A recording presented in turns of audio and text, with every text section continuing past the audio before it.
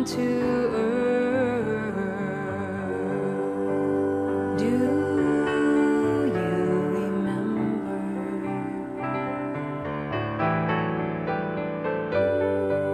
Why have we taken birth? Do you remember? Morning. You're lucky today. You get a tag team. You get two speakers today for the price of one. I'm going to take the snap from under center, keeping with our homecoming theme, and then hand it off to our star running back, who's going to go straight in for a touchdown, untouched by the opposing team. But before I do that, I want to put in two plugs. One is an actually shameless self-promotion plug, but the first one is be here for the David Roth concert this evening. I've heard him a couple of different times over the years. He's a fabulous musician, makes you think, always has a deep spiritual nugget that I come out with from the concert. So I would invite you to be back here at 6 o'clock tonight for that concert. He's fabulous. So that's the one plug I want to put in. The second one is a shameless plug for, because I'm doing it, we're going to do an intentions retreat January 9th, 10th, and 11th of this coming year to start off the new year. So we've talked before about the power of intention and setting an intention and how powerful that can be for pulling you through the rest of the year. And we're going to have an intentions retreat over at the Gaia Hotel, nice luxury place for you to stay. Starting the 9th, 10th, and 11th of January, we'll have registration available starting next Sunday. So put that on your calendar and think about signing up for that. So thank you. That's my shameless plug. So today we're talking about homecoming. We're talking about our roots, and I want to start with a story that I think I've used before, but I'm going to use it again because I really like the story. There's a newlywed couple, and they were sharing their first Easter dinner together, and the wife was preparing the ham to put in the oven, and she cuts both ends off the ham, puts it in the pan, puts it in the oven, and the husband's looking at her going, "Why'd you do that? Like the ends, they get all crispy. They're my favorite part, you know?" And she goes, "Well, we've always done that in my family. My mother did that. That's how you prepare the ham." And so he's curious, but he says, "Okay, well, whatever." And he says, "Let's ask Mom about that because she's coming over for dinner that afternoon for Easter dinner." So that afternoon, her mom comes over and they ask her, say, "Well, how come you always cut the ends off the ham?" And she said, "Well, because my mom always did that. That's the way you do it." And they said, "Well, that's odd." The husband's like, "I've never seen that done before." So they said, "Well, let's call Grandma. She's still with us, but different state. Let's call her up and ask her, why did she cut the ends off the ham?" So they called her up and said, "Grandma, why did you cut the ends off the ham?" And she goes, "I don't cut the ends off that." "Oh, yeah, when she was young, I had this pan that was too small, and we were poor, and I could only afford one pan, and the ham wouldn't fit in the pan. So I had to cut the ends off to fit it in the pan." It's good to know your history and your roots. It's good to know where you come from. Sometimes so you can change. Sometimes so you can be aware of that. And sometimes also so that you can simply honor where we've come from. Sir Isaac Newton, one of the fathers of modern science, said that if I see farther than others, it's because I stand on the shoulders of giants. If I can see farther than others, it's because I stand on the shoulders of giants. And we here today stand on the shoulders of giants. We stand on the shoulders of the giants who have birthed and created and nurtured this community over so many years. And we are so privileged and so honored. A great many of those giants are still with us today. One of them put together a book so we can recall the stories. We can recall the journey. And what that journey is more than just a history of our community. It's more than just a history of the building and people. It's all that story, and funny stories and camps shared and all this stuff. It is all that, but it's more because we have a purpose. And the purpose that struck me, and I had it read at my installation, there was a reading that I loved, and it closes with the idea that we're here not to lead people to our doors, but to lead people to their souls. That's our purpose. And that's what this community has been doing for decades, is leading people to their souls. And Reverend Mary has a wonderful story that helps us to realize that it's not just the people who show up and occupy the seats here that get led to their souls. So our reach, our outreach, our connection with this universe is so large that it goes way beyond the walls of this building. So we are a spiritual community, and we affect people's lives. And Reverend Mary's going to talk about that. And so come on up. And thank you very much. Wait a minute. Homecoming, Oregon Ducks. Whack, whack. Great. Thank you so much. Oh, my pleasure. If you haven't seen the book yet, here it is, and the bookstore will be open. And if you brought your copy, we're going to have a lot of fun after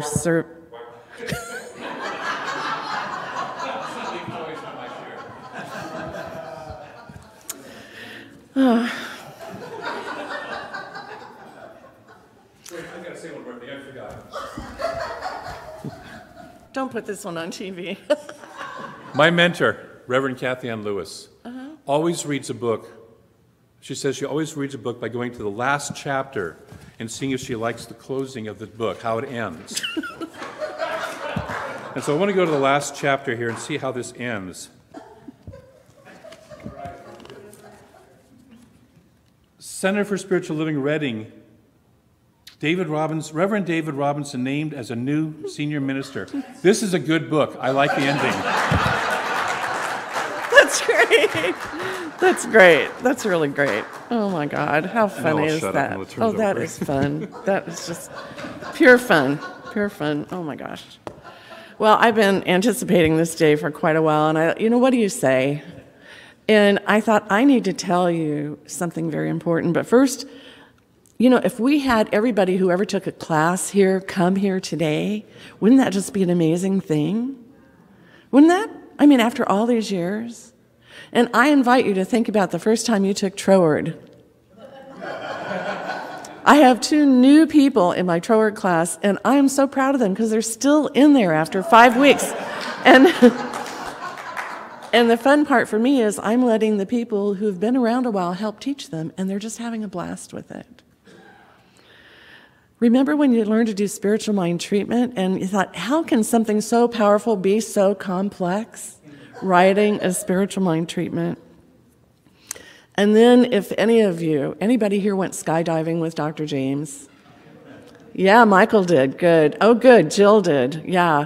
We have a photo of Francis Bliley skydiving, tandem skydiving. You're going to see it at their party. Anyway, maybe you remember your first Science of Mind class, because that's where a lot of really, really deep friendships were formed. And what about whitewater rafting? I remember that. And Camp Ladies, where we all went as deep as we could go in retreat. All these events were life-changing, all of them. But I want to share with you this morning the story of another person who's an alumni of this center, but you'll never get to meet him. He's taken a lot of classes with me by correspondence, and his name is Michael Nichols, and he's in a prison in Missouri for life for murder. In 2009, he found my name in a Creative Thought magazine, and he wrote to me and he said, I read this magazine and I think there's something here that can help me with my life. Would you help me understand the science of mind? So we've been doing that since 2009. And it's an amazing thing. And today it seemed appropriate to share some of the excerpts from his letters. So excuse me if I seem to read too much. 2010. Every year, month, and week and day is a facsimile of the last year, month, week, and day. I'm alive, but I'm prohibited from participating in the cycle of life. The 9th Dominion, which he calls prison, is a vast necropolis filled with beings who either do not know they're not in the land of the living, or who are intimately aware that they are dead, but refuse to die. Humans encased in concrete cannot grow. Their growth is not authentic. Their development is arrested. True growth implies consistent, nutritious stimuli. Devoid of these necessities, the being in the 9th Dominion regresses into itself and becomes the living dead. Prison encourages escapism, a freedom, a fleeing from reality. The being oscillates between two realities, namely the past and the future, because the present is not where they want to be. The present holds anxiety and frustration. It's an act of dehumanization. The being is commanded to give that which they do not have, the future. The ultimate crime is perpetuated against this being. Its future is taken before it's even been touched. The being is hurled into a vortex of virtual reality and dehumanized to the point that his name is only a number. One who cannot see his existence is not able to aim at the ultimate goal in life. He ceases living for the future. So that's how we began. 2 years later, took a little while. The past 2 months, I've been in the high-tech dungeon, also known as solitary confinement, the Hole, for a minor infraction with a guard who believed his clothes gave him superhuman powers. During that time, I read Care of the Soul and Practicing the Presence. Through this and other studies, I have learned much about the world that I inhabit. I've been made ready for the part I must play in shaping my life and discovering a purpose for my existence here. I've accepted the casting. What am I to discover at my final destination? I have no idea. That it will be something so profound, I do not doubt. I have endured much, and the endurance, the patience I have recently displayed has given me a different perception about the many things and a strength and a discipline to refrain from the violence and the malevolent nature that plagues this world. I know now that it takes faith and strength and accumulated wisdom to go against my once warrior ways. Recently, a guard verbally attacked me for having blue shoelaces in my shoes. He worked hard to get me to violently respond. Yet I found inner peace and a strength to take the shoelaces out of my shoes and give them to him. I pride myself in making that unprecedented, unexpected choice by not responding to his threats. Now, because of my inaction, mystery has been added to my persona because with my violent past reputation, now people are frightened that I'm now unpredictable. Isn't that just the coolest thing? I'm now unpredictable. It has taken courage, faith, and flexibility to grow in this labyrinth of steel and stone.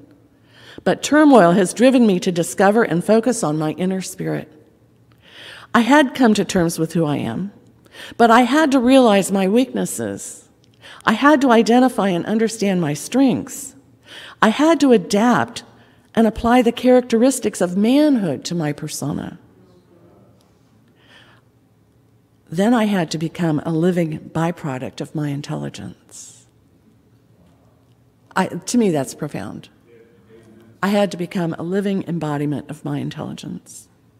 My growth has been a process of becoming more than a thing, more than a stereotype, more than an exhibit.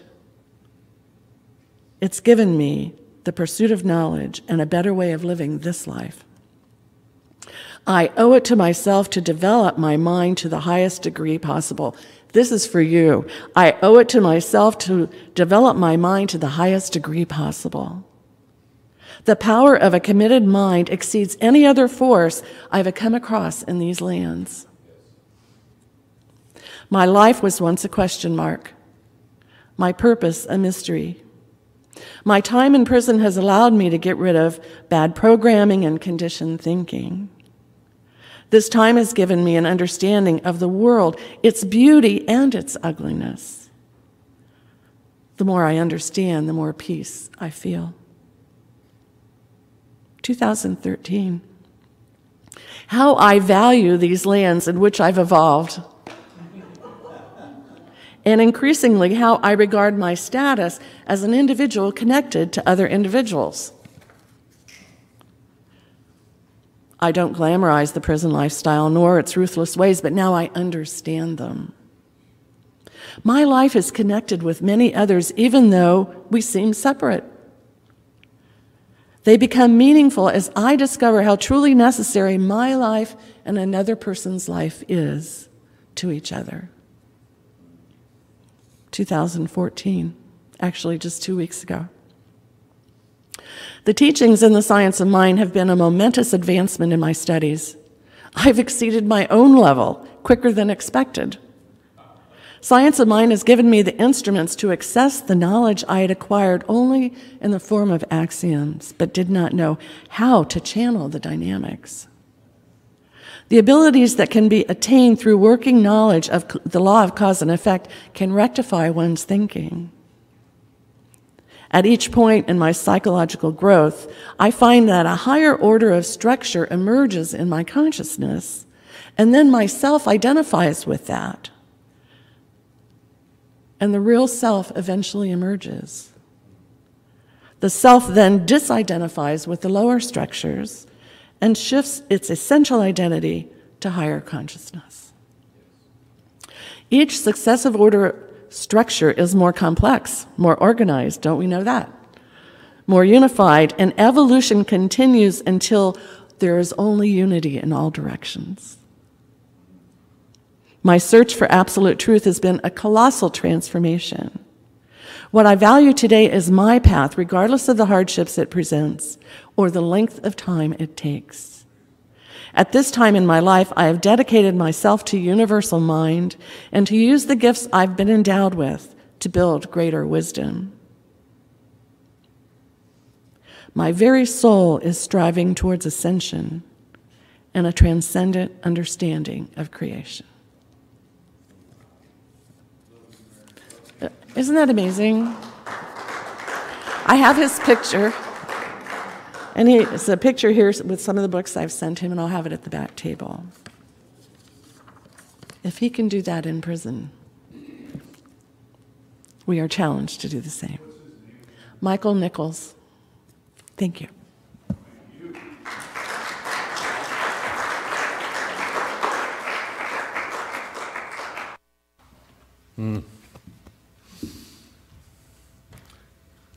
I'd had the good fortune she had shared those letters with me ahead of time, and I cried when I read them, and I'm still a little teary when just listening to that, just the evolution of a being from that deep depression to the deep freedom.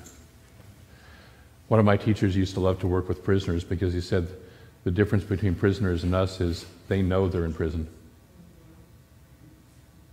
And so we get to move from the prisons, and this teaching is one of the most powerful ways to do it. So thank you, Mary, for compiling the history of this wonderful community that teaches those teachings, and thank you for your work with that young man and all the work that you've done with the other people, leading them to their souls. So thank you. Love you, Mary. Yeah. So let's have the ushers come forward, and we'll do our collection. Support this kind of work, support this community.